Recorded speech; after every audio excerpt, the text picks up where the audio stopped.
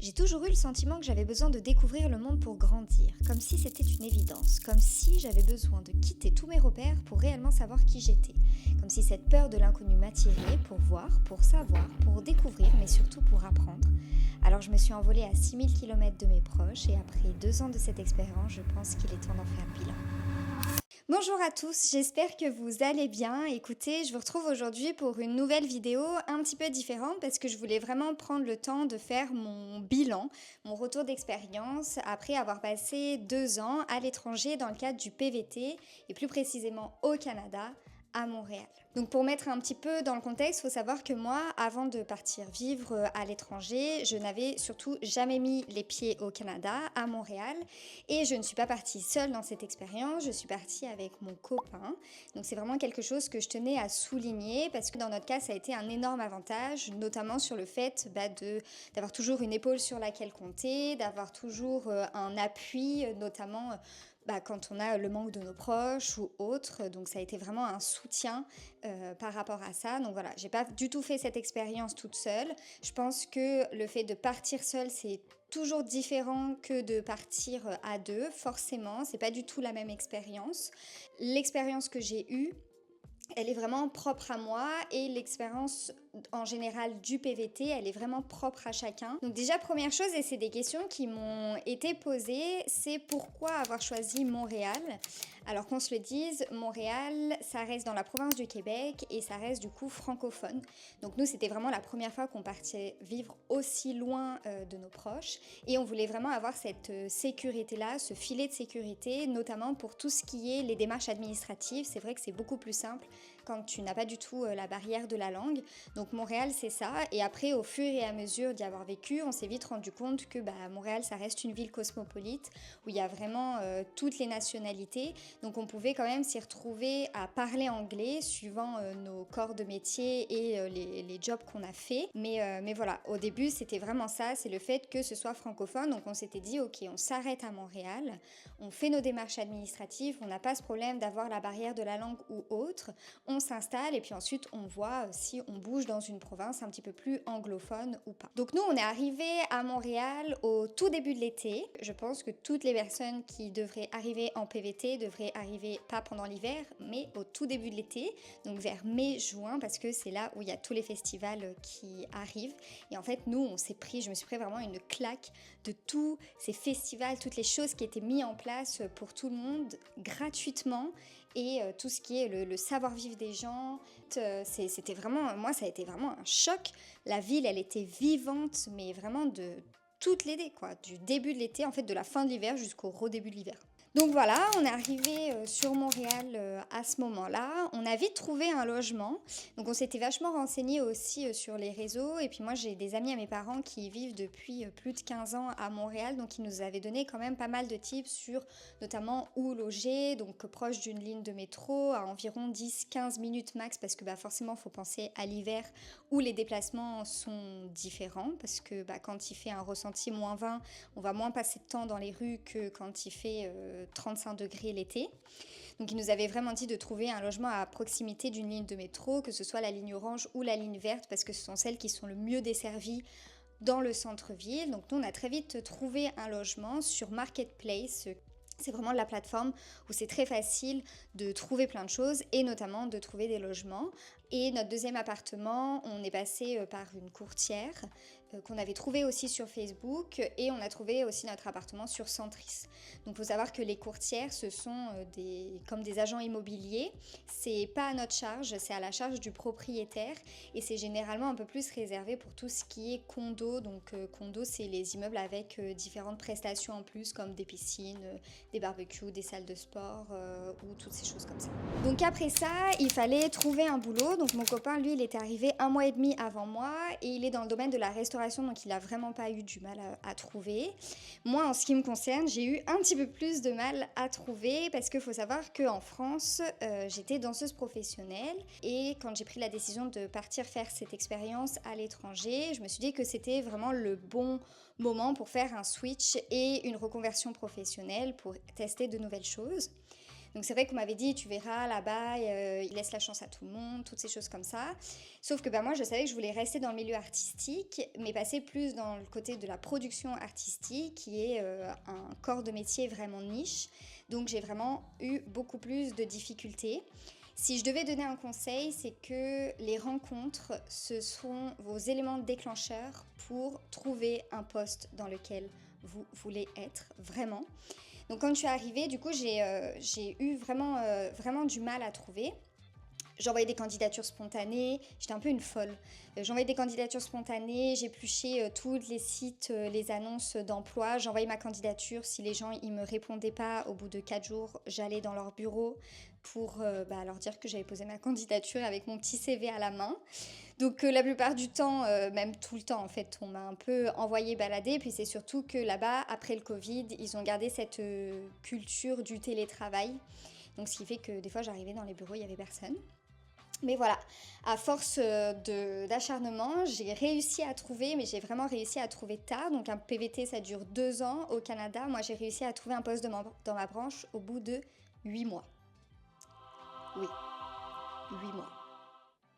Mais je n'ai pas lâché. Donc ce que j'ai fait avant ces 8 mois, forcément, j'ai quand même travaillé parce qu'il faut payer un loyer, il faut payer des charges, il faut quand même profiter aussi de cette expérience-là. Donc j'ai travaillé dans une boulangerie, j'ai travaillé dans une boutique de vêtements, j'ai donné des cours de danse, j'ai donné des cours de yoga.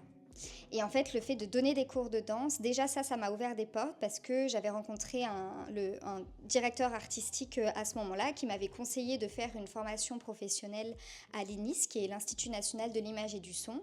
Et c'est grâce à ça que j'ai fait une formation du coup en coordination de production pour la télévision et le cinéma. Et mon but, c'était vraiment de connaître et de comprendre tout ce qui est convention collective, tous les rouages en fait du marché québécois, canadien et américain, on a appris aussi. Et c'est là vraiment où j'ai rencontré beaucoup de monde dans tout ce milieu-là. Et c'est ça qui m'a permis d'ouvrir les portes. Donc après, d'accéder à un poste dans une boîte de production spécialisée dans les arts du cirque, parce que Montréal, c'est là où est né et où a été créé tout ce qui est le Cirque du Soleil. C'est vraiment la plateforme internationale. J'étais en charge de tout ce qui était les événements privés. Et à la suite de ça, j'ai décroché le poste que je rêvais d'avoir. Pareil, toujours dans une agence de production, agence événementielle. Et là, mon poste, c'était en tant que chargée de projet. J'ai fini en fait mon aventure sur ça. Et c'était une expérience incroyable. Vraiment, je ne regrette pas d'avoir galéré pendant 8 mois pour finir avec un poste comme ça. Ensuite, on m'a posé pas mal la question de savoir est-ce que l'anglais, ça a été un frein? Est-ce que je suis partie en étant bilingue? Est-ce que ça me faisait peur ou autre? Alors, je ne suis pas du tout partie en étant bilingue. Loin de là, vraiment pas. Je pense que j'arrivais à tenir une conversation basique, mais ça s'arrête là. Et quand je suis arrivée, alors même si Montréal, ça reste francophone et que le Québec protège la langue française, mais moi dans ma branche, dans tout ce qui était le milieu de la production et de l'événementiel, parler anglais c'était primordial. Tous mes entretiens se sont faits à un moment donné en anglais, ils ont switché en anglais. C'est vraiment venu hyper naturellement, encore une fois, à Montréal, c'est vraiment une ville cosmopolite, mais je dirais que forcément, ça vient au fur et à mesure. Maintenant, nous allons parler de l'hiver. Je pense la question qu'on nous a le plus posée, savoir si comment était l'hiver là-bas, est-ce que c'était vraiment froid, est-ce qu'on a réussi à survivre alors oui, vraiment. Déjà, c'est assez marrant. Et moi, il y a beaucoup de gens qui me disaient, quand je suis arrivée, « Ah, t'es arrivée il y a combien de temps ?» Et je disais, « Je suis arrivée genre il y a 3 semaines, il y a 1 mois. Ah, t'as pas encore eu ton premier hiver. » Et moi, vraiment, ça me faisait flipper parce que je me disais, mais oula, mais c'est quoi ça? Et en fait, c'est pas si pire. C'est long, effectivement. L'hiver commence à partir de la première neige, qui est généralement début novembre, mi-novembre, et qui va durer, la dernière neige est généralement fin avril.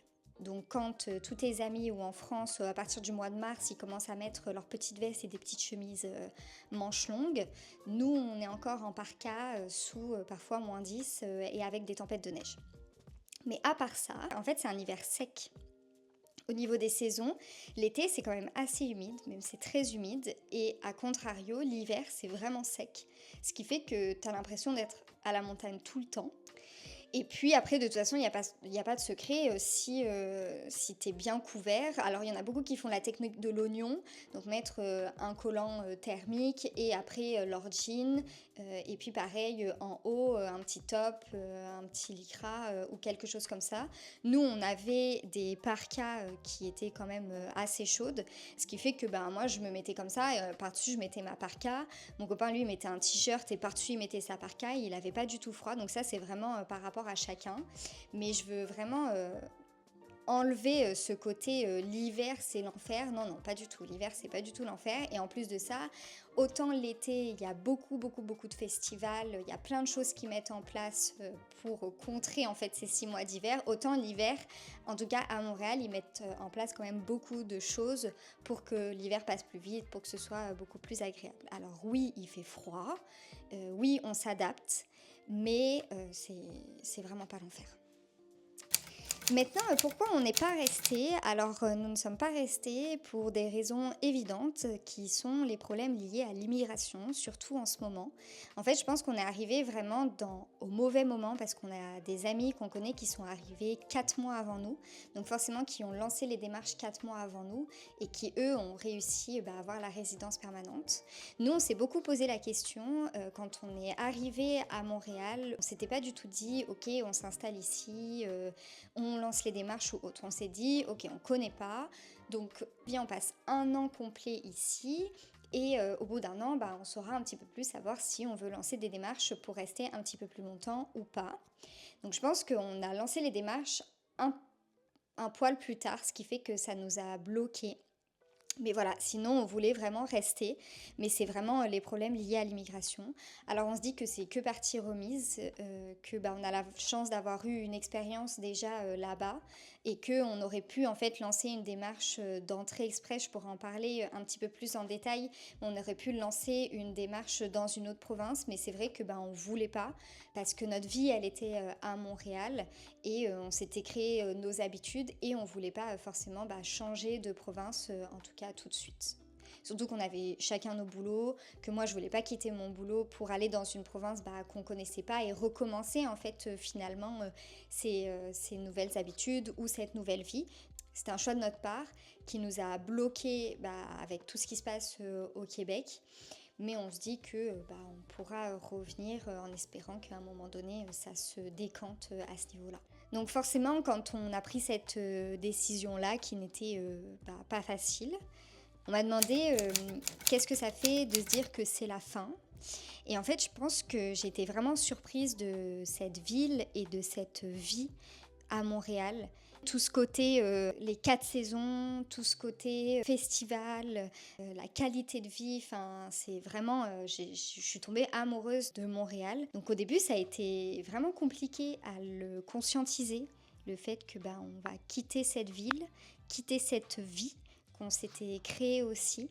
Si je devais résumer cette expérience-là, j'ai adoré rencontrer des gens, j'ai adoré la qualité de vie, j'ai adoré toutes les possibilités qu'on peut avoir. C'était trop chouette, je regrette pas du tout cette expérience. Si je devais la conseiller à tout le monde, je la conseillerais vraiment à tout le monde. S'il y en a qui hésitent, faites le pas, vraiment osez. Mais écoutez, j'espère que le bilan, mon retour d'expérience aura fait du sens à quelqu'un. Si jamais vous avez des questions, n'hésitez pas à les mettre en commentaire. Je vais peut-être faire une partie 2 pour tout ce qui est les démarches administratives ou autres, même les bons plans, les tips qu'on m'a donnés avant d'arriver et quand je suis arrivée. Je trouve que c'est important d'en parler. Mais voilà, je voulais concentrer un petit peu sur ça. Et puis voilà quoi. Sur ce, je vous laisse. Je vous dis à très vite pour une prochaine vidéo. Bisous!